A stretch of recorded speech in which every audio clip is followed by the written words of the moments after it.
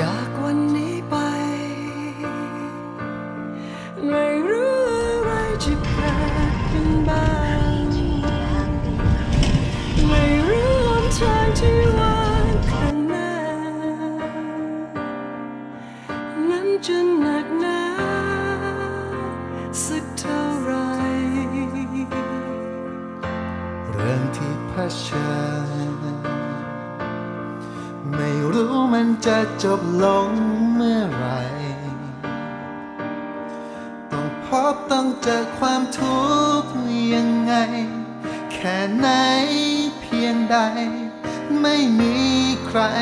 จะตอบได้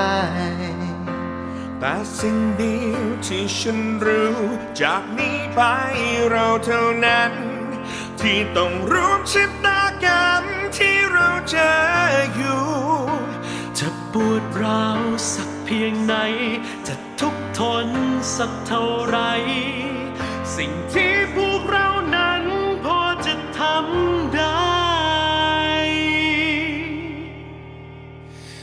คือส่งกำลังใจให้กันและกันก่อนในความทุกข์ร้อนที่เราเจออยู่จะดีร้ายสักเท่าไรแค่ไหนก็ต้องสู้ถึงแม้ไม่รู้จะเจออะไรขอส่งกำลังใจให้เราได้เดินผ่าน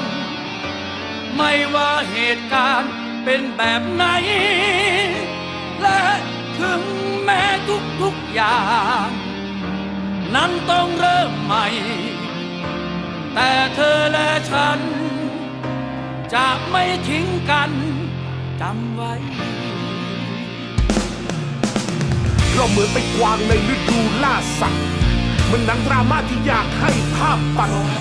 วันที่ทุ่มเทและเกมหมดหน้าตัดก็กลายเป็นสูญสลายและกลายเป็นกองซากหลักกลายเป็นลากหลักมานานแล้วติดแงกเหมือนกับก้าวกลายเป็นสถานการณ์ที่ต้องอยู่บ้านแล้วหลับกันยาว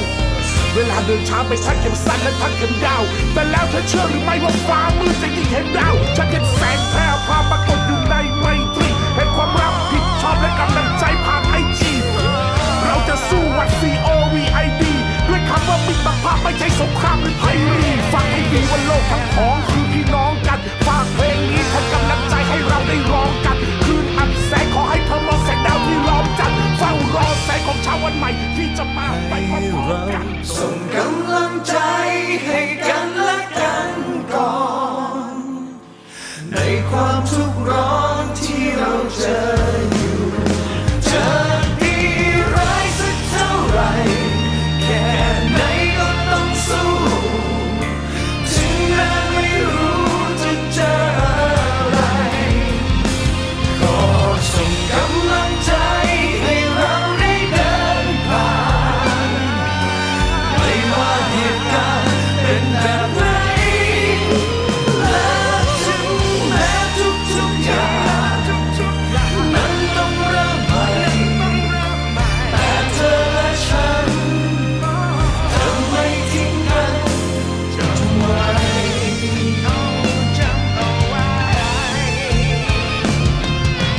แต่เธอและฉัน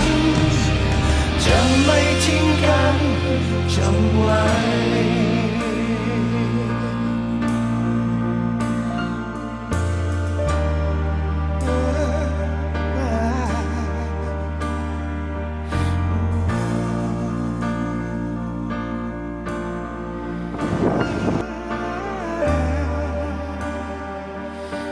จะไม่ทิ้งกัน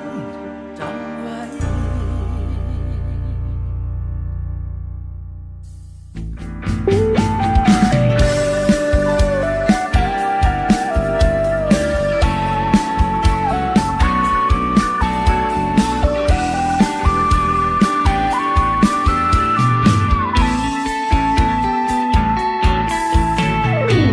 เรายังมีกันเหมือนที่เป็นมา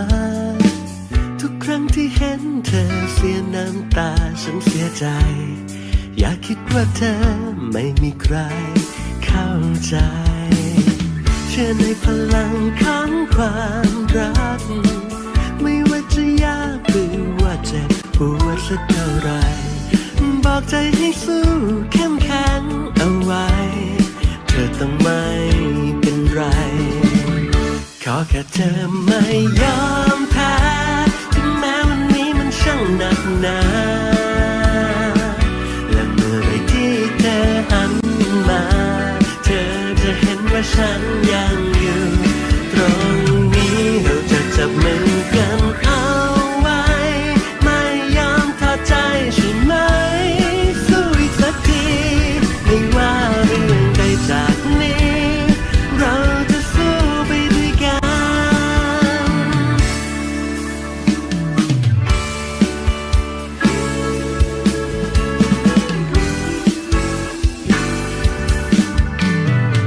เชื่อในหัวใจให้ถึงที่สุด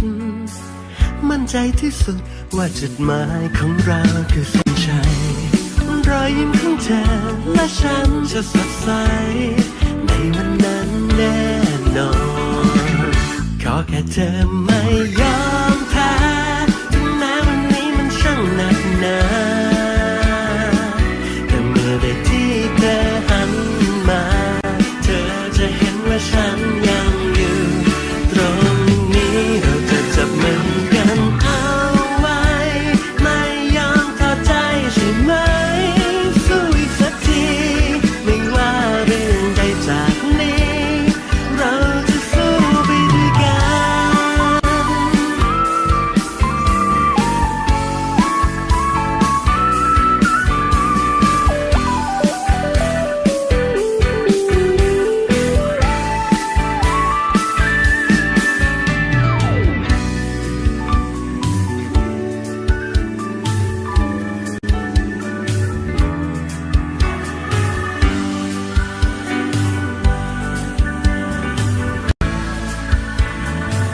เราจะจับมือกันเอา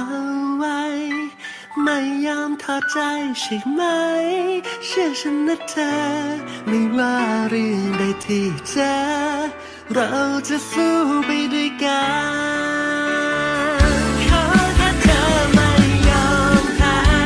ถึงแม้วันนี้มันช่างหนักหนาและเมื่อใดที่เธอหันมาเธอจะเห็นว่าฉันยังอยู่ตรงนี้เราจะจับมือกันเอาไว้ไม่ยอมท้อใจใช่ไหมสู้อีกสักทีไม่ว่าเรื่องใดจากนี้เราจะสู้ไปด้วยกันทั้งฉันและเธอเราจะสู้ไปด้วยกัน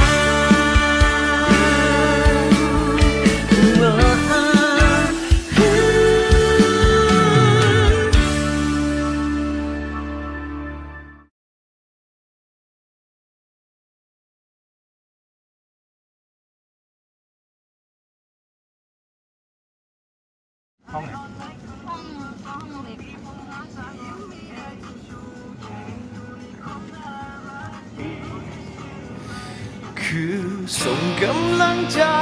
ให้กันและกันก่อน ในความทุกข์ร้อนที่เราเจออยู่ จะดีร้ายสักเท่าไหรแค่ไหนก็ต้องสู้ถึงแม้ไม่รู้จะเจออะไร ขอส่งกำลังใจให้เราได้